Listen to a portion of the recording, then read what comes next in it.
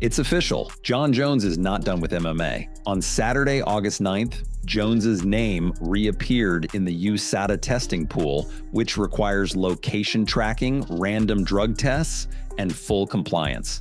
This is a clear procedural step, and it shows Jones isn't just playing games on social media.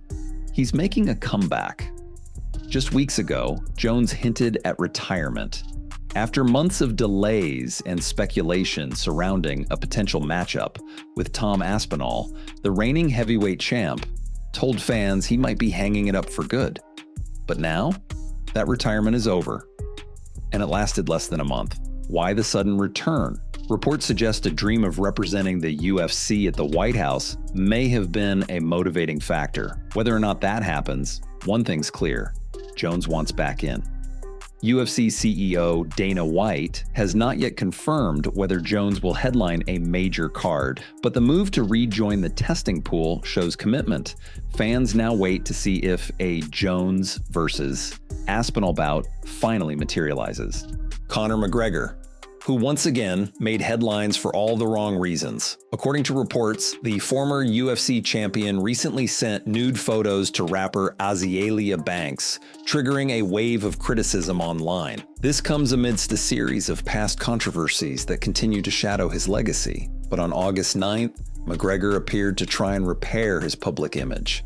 He took his fiancée, Dee Devlin, out on a romantic birthday dinner to celebrate her 38th.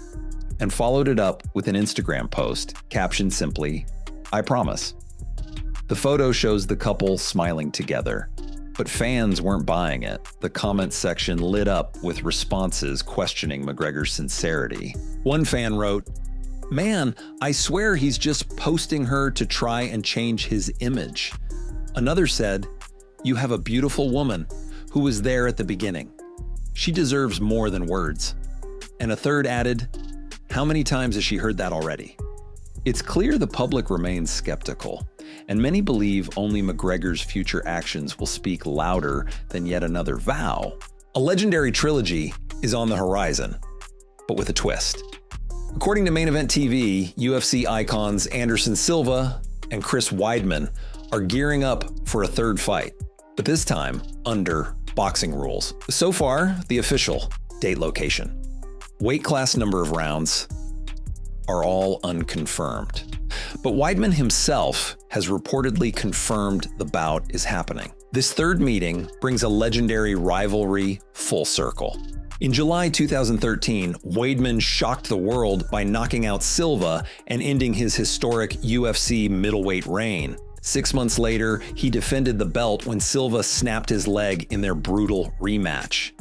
Now, a decade later, both men prepare to face off again, but inside the boxing ring. It's unclear how their styles will adapt, but fans are already debating the possible outcome. Drop a comment below. Who do you think wins Silva versus Weidman?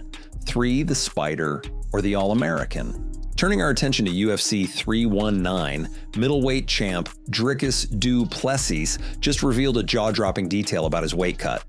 In a recent interview with Chicago Sports Network, DDP said his walk-around weight is a massive 225 to 230 pounds. That's nearly 45 pounds over the middleweight limit, with only 10 days until UFC 319. At 185 are you right now? I'm still quite a fair bit away from 185, but I do walk around 225, 230. That's my walk-around weight out of camp, of course. And then in camp, we started to slim down, and right now my weight's on track. Weight is perfectly where I needed to be this stage of the fight. And we are 10 days away from weigh-ins right now, and this is where the hard part starts. Getting the body ready to cut that water and put it back on safe. Dricus admitted he's still quite a bit away from 185, but reassured fans that he's on track to make weight. My weight's perfectly where I need it to be at this stage of the fight. Now it's just about getting the body ready to cut that water and put it back on safely. This extreme cut has become standard for Dricus, who says the final week is always the toughest. But so far, his team seems confident in the plan. Expect eyes to be on the scale come weigh-in day. Staying with UFC 319 prep, new training footage shows Khamzat Chimaev and Aaron Pico going all out just a week before fight night. The video clip captures intense cardio drills as coaches push both fighters to hit their final time goals. Come on, Khamzat! 130, let's go! 130, let's go, you got it! Here we go, buddy, let's go! Yes! 27, go, 27! Touch 30, let's go! 15! Pico's relentless pace shows he's looking to make a statement, while Chimaev, who has faced criticism over past weight issues, appears laser-focused on performance and discipline. This footage will calm any lingering doubts about Chimaev's conditioning heading into fight week. The feud between Brendan Schaub and Renato Moicano continues to escalate, with both men trading shots over social media and podcast platforms. It began when Schaub criticized Moicano for refusing a UFC antitrust lawsuit settlement that could have netted him over $200,000. Moicano fired back on the MMA Hour, mocking Schaub's comedy special and calling him irrelevant. His comments sparked plenty of reactions online. Schaub responded on his own podcast saying, "Him not taking the money helps me out." To me, criticizing him for not taking the money. Now, let me be very upfront here. Him not taking the money helps me out. So at the end of the day, I don't give a flying. Yeah. If you're gonna start a beef, if you're gonna go back and forth, buddy, you can't wait 10 days to respond. I've moved on. This is prototypical ChatGPT. How do I talk shit to Brendan Schaub? Here it is. He's dumb. He's a meathead. He's bad at podcasting. He was a bad fighter. If I post a truck, did you flip it? The standard shit, right? The standard shit. None of it's original. And listen, I like Moicano. Him not taking the money helps me out, helps the other fighters out. You're putting more money in my pocket. And Moicano, I hate to tell you, 99.9% of UFC fighters, alumni, current fighters, staff, anybody who works at the UFC is on my side. You're not gonna find many fighters that agree with you. Everyone thinks it's stupid what you're doing. And here's the other thing.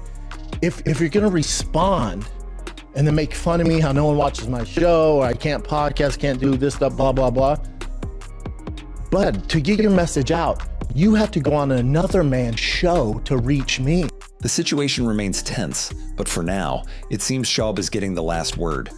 In one of the more unexpected stories of the week, Chael Sonnen and his wife appeared on the Wise Nuts podcast, where Sonnen shared a surprising idea about their son's future. His wife suggested sending their son to Dagestan for 2 to 3 years to toughen him up. Have you thought about sending him to Dagestan for 2 or 3 years and forget? I told him that last week. I said, I'm sending you. You're getting Send him to Dagestan 2 or 3 years and forget. Yeah. And he said, I would actually really like that. I was like, okay. Is he big? But what really stirred things up was Sonnen's brutal take on today's MMA fighters. I personally have never been around a faker group of tough guys than MMA fighters. To watch some of these guys, you get called to go to work 3 times a year. Do you know how many guys call in sick? I mean, I don't put LeBron James down as a tough guy. I don't put Tiger Woods or Serena down as tough guys. They would never not show up. He added, even the best, Jon Jones, can't be relied on. If Jones isn't showing up, why would anyone else?